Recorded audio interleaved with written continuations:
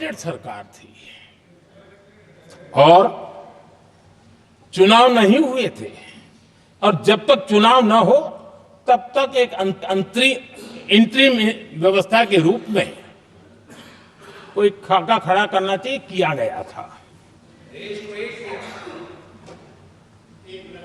1952 के पहले राज्यसभा का भी गठन नहीं हुआ था,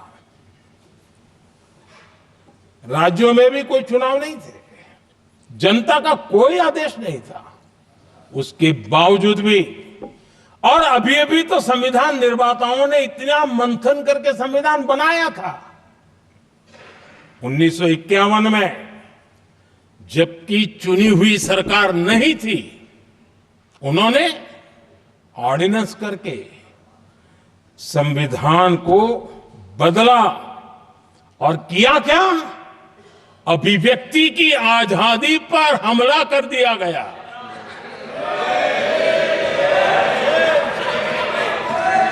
और ये संविधान निर्माताओं का भी अपमान था, क्योंकि ऐसी बातें कोई संविधान सभा में नहीं आई होगी, ऐसा नहीं है, लेकिन वहां उनकी चली नहीं।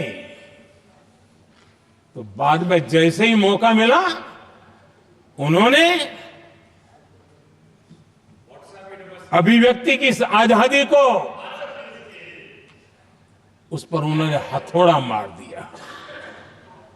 और ये संविधान निर्माताओं का घोर अपमान है। अपने मन की चीजें जो संविधान सभा के अंदर नहीं करवा पाए, उन्होंने पिछले दरवाजे से किया, और वो भी चुनी हुई सरकार के वो प्रधानमंत्री नहीं थे, उन्होंने पाप किया था। इतना ही नहीं, आदरणीय सभापति जी,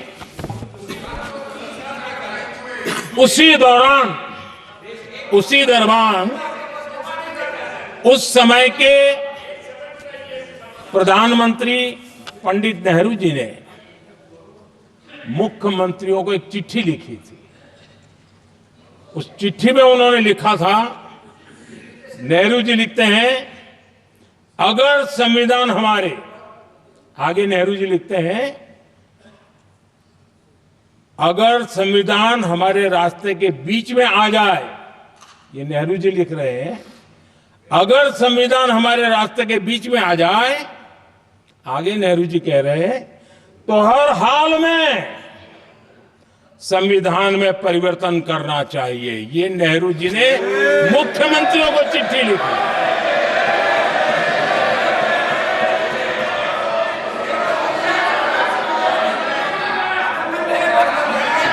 और आदरणीय सभापति जी, ये भी देखिए, 1951 में ये पाप किया गया, लेकिन देश चुप नहीं था।